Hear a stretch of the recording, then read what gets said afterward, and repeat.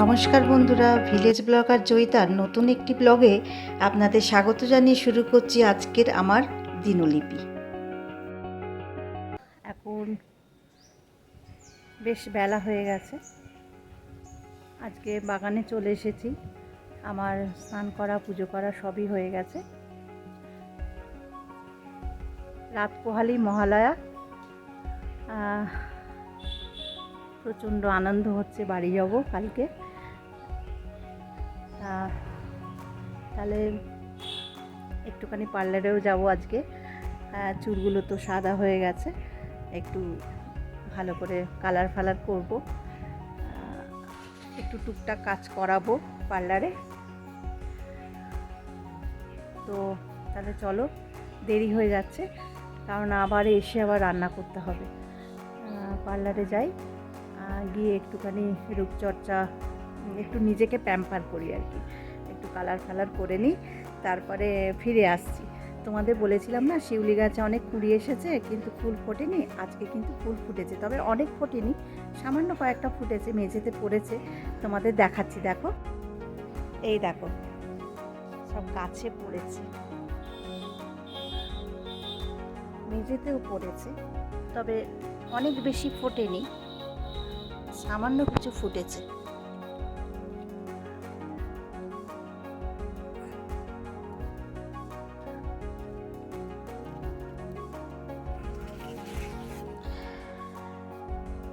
ফুল জানান দিচ্ছে দুর্গাপুজো এসে গেছে। আর স্থলপদ্ম গাছে ভর্তি কুঁড়ি, কিন্তু এখনও পর্যন্ত স্থলপদ্ম গাছে মানে ফুলটা ফোটেনি। বাড়ি চলে যাব হয়তো, তারপরে ফুটবে। যাই হোক, আমরা যেহেতু শহরে ভাড়া বাড়িতে থাকি, রেন্টে আছি, তাই যে বাড়িতে ভাড়া আছি সেই বাড়িতে প্রচুর ফুল গাছ, মানে হেন ফুল গাছ নেই যে নেই, মানে সব ফুল গাছই আছে মোটামুটি। এই যে দেখো কি সুন্দর, অপূর্ব লাগছে না? শরতের শিউলি।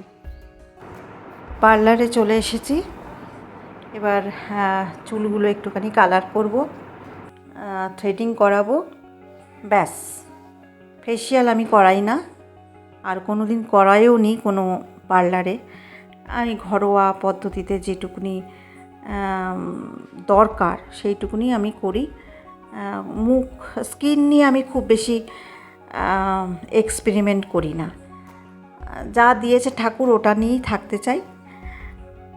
হ্যাঁ, রোদে বেরোলে সানস্ক্রিন মাখি, ওটা তো মাখতেই হবে।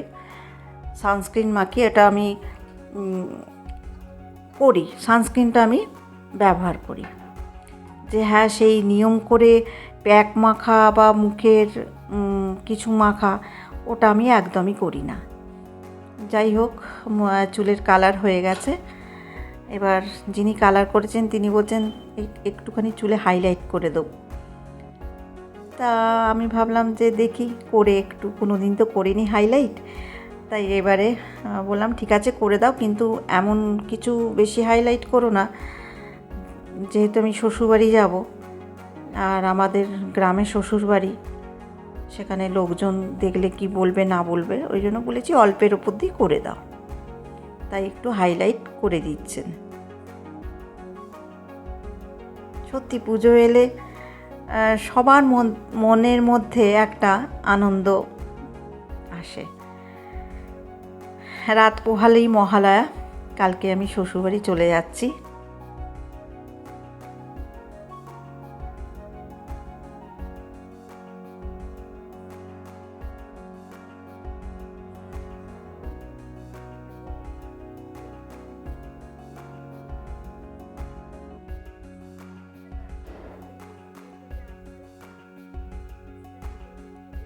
এখন কোন জায়গায় হাইলাইটটা হবে সেটা আমাকে বলতে হচ্ছে। দেখি করুক, কি হয় শেষ পর্যন্ত।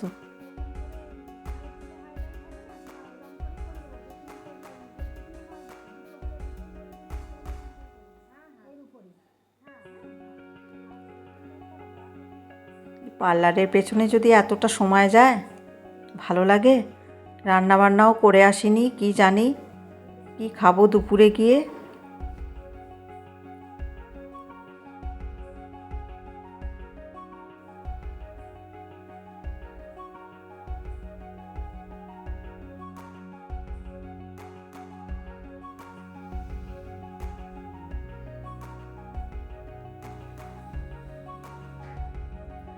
পার্লার থেকে এই জাস্ট এলাম, মাথা কালার করালাম, আর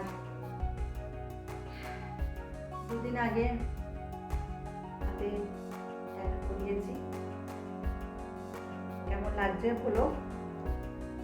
কাল মহালয়া, আজ ভোর রাত থেকে, মানে আজকে রাত্রিটা পার হয়ে গেলে আগামীকাল ভোর 4টের সময় মহালয়া। তোমরা কে কে মহালয়া দেখবে কমেন্টে জানিও। দেখবে না, শুনবে। আমি তো রেডিওর মহালয়াটাই শুনি, টিভির মহালয়া আমি দেখি না, ওটা আমার ভালো লাগে না। মানে রেডিওর মহালয়াটাই মানুষের কাছে চিরদিন থেকে যাবে, মানে মনে কোথায় থেকে যাবে। আমি রেডিওর মহালয়াটাই শুনি।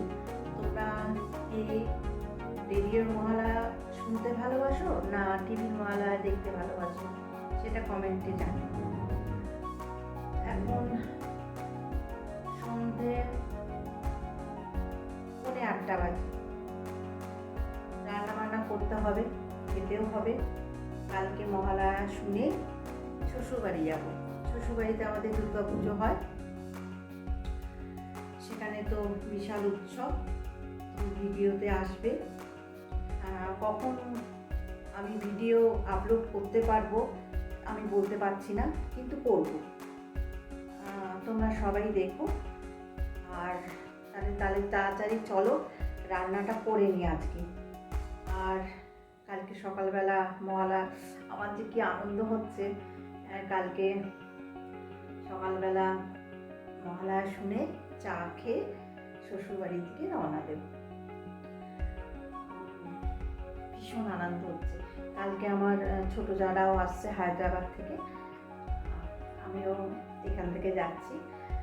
তাহলে চলো আজকে রাতের রান্নাটা অন্তত করে নিই।